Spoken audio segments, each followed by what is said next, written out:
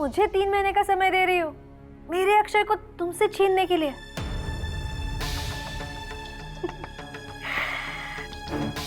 तुम्हारी शादी को 8 साल हो गए ना? 8 साल में कुछ नहीं कर पाई, इन 3 महीनों में क्या कर लोगी? चलो, मैंने तुम्हें 3 जन्मों का समय दे दिया, कोशिश कर लो। कुछ नहीं हो पाएगा, क्योंकि हर जन्म में अक्षय सिर्फ मेरा होगा, क्योंकि वो सिर्फ और सिर्फ मुझसे प्यार करता है। विजय, रियली? तो लगी शर्त? शर्त? हाँ, आज से हम दोनों के पास 3 महीने का वक्त है। अगर इन 3 महीने में तुम अक्षय को मुझसे छीन पाई या फिर अक्षय को मुझे डाइवोर्स देने के लिए तैयार कर पाई, तो मैं दोबारा तुम दोनों की जिंदगी में पलट कर वापस नहीं आऊंगी। लेकिन अगर इन 3 महीने में तुम ऐसा नहीं कर पाई नंदिनी, तो तुम हम दोनों की जिंदगी से बहुत दूर चली जाओगी। बोलो, मंजूर है तुम्हें? प्लीज विजय, क्या मजाक कर रही हो? मैं मजाक नहीं कर रही हूँ नंदिनी। बोलो हाँ या ना।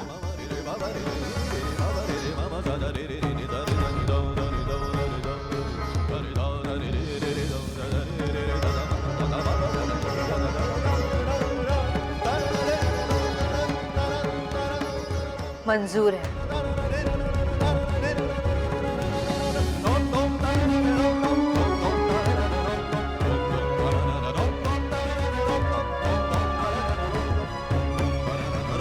लेकिन इस शर्त की भी एक शर्त होगी।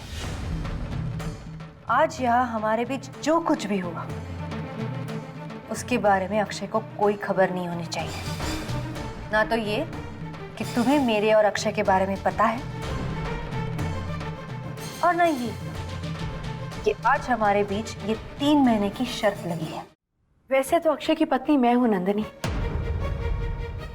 और तुम्हें 3 महीने का समय देकर मैंने तुम पर एहसान किया है, इसलिए शर्त रखने का हक तो तुम्हारा बिल्कुल नहीं बनता है। लेकिन चलो,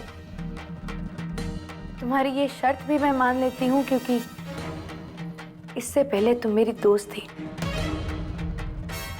और मेरी दोस्ती में फरेब नहीं था नंदिनी। बहुत दुख हुआ मुझे विजय, ये जानकर कि तुम्हें मेरी दोस्ती में फरेब लग रहा है। अगर फरेब होता ना, अगर मैं उतनी खुदगर्ज होती जितनी कि तुम मुझे समझ रही हो, तो मैं इतने दिन इंतजार ही नहीं करती। बहुत पहले ही तुम्हारी शादी को तबाह कर चुकी होती। 3 महीने।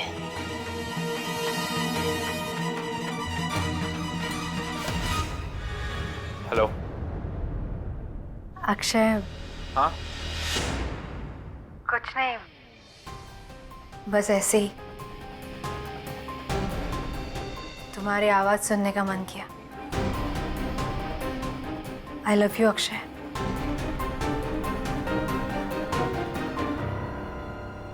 तुम भी बोलो ना जानू, दैट यू लव मी। हाँ, please please please please please, बस एक बार बोल दो दैट यू लव मी। मैं फोन रख दूंगी, आई प्रॉमिस। प्लीज। हाँ, अक्षय बोलो ना please.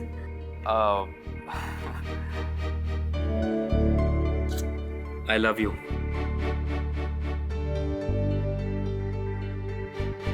I love you too, पापा। Akshay loves me. तो इसमें नई बात क्या है?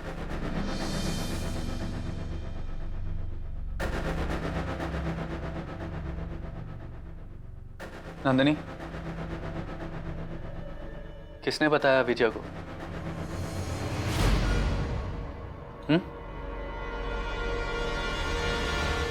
अक्षय को नहीं मालूम कि मुझे ये सब पता है,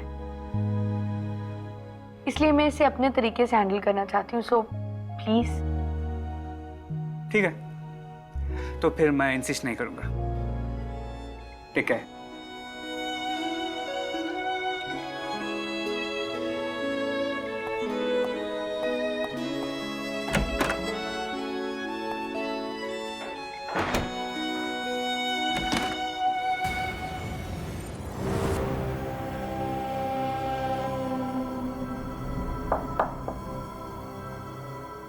रतन,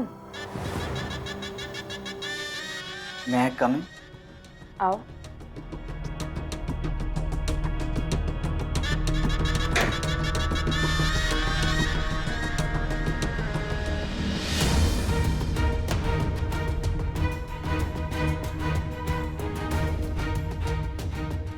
अब कुछ बोलोगे? क्या हुआ?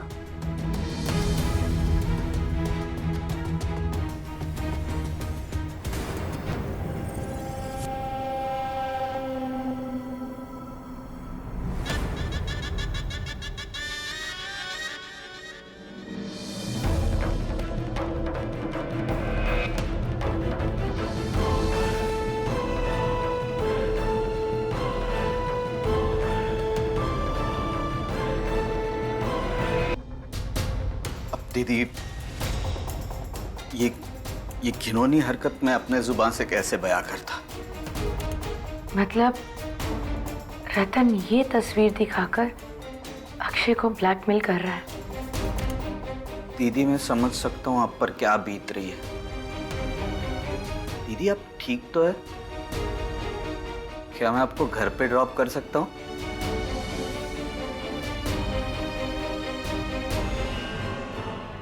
अक्षय के डायरी के हर एक पन्ने पर मेरा नाम पढ़ने के बावजूद भी आखिरी पन्ने पर लिखा अपना नाम पढ़कर वो ढौस जमाने लग गई। एंड बाय द वे, ये 3 महीने के चैलेंज का आइडिया मेरा नहीं, उसका था। तो क्या हुआ नंदिनी? तुम्हें उसकी बात नहीं माननी चाहिए थी ना? तो क्या मैं हार मान लेती?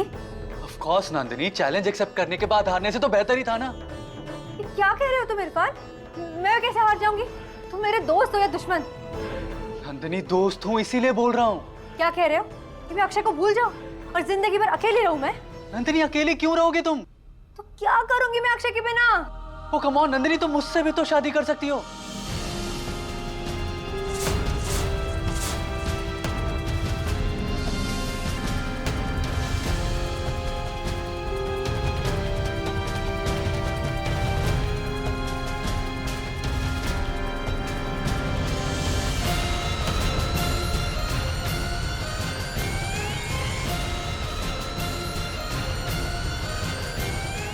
इरफान, तुम इतने अच्छे क्यों हो? बहुत चाहते हो ना मुझे? क्यों करते हो मुझसे इतना प्यार?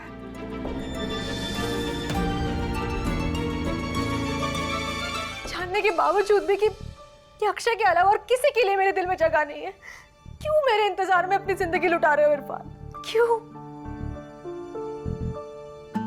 शबाना, प्लीज समझा दो अपने भाई को। इरफान, मैं तुम्हारे प्यार के काबिल नहीं हूं। देखो, अभी भी वक्त है।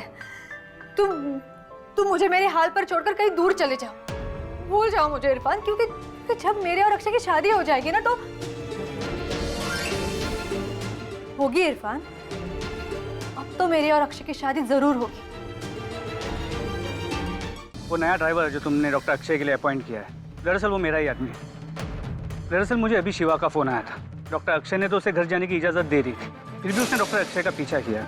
और वो डॉक्टर अक्षय अभी डॉक्टर नंदिनी के घर में है। क्या? नंदिनी के घर में? हाँ। मैं अभी आ रही हूँ।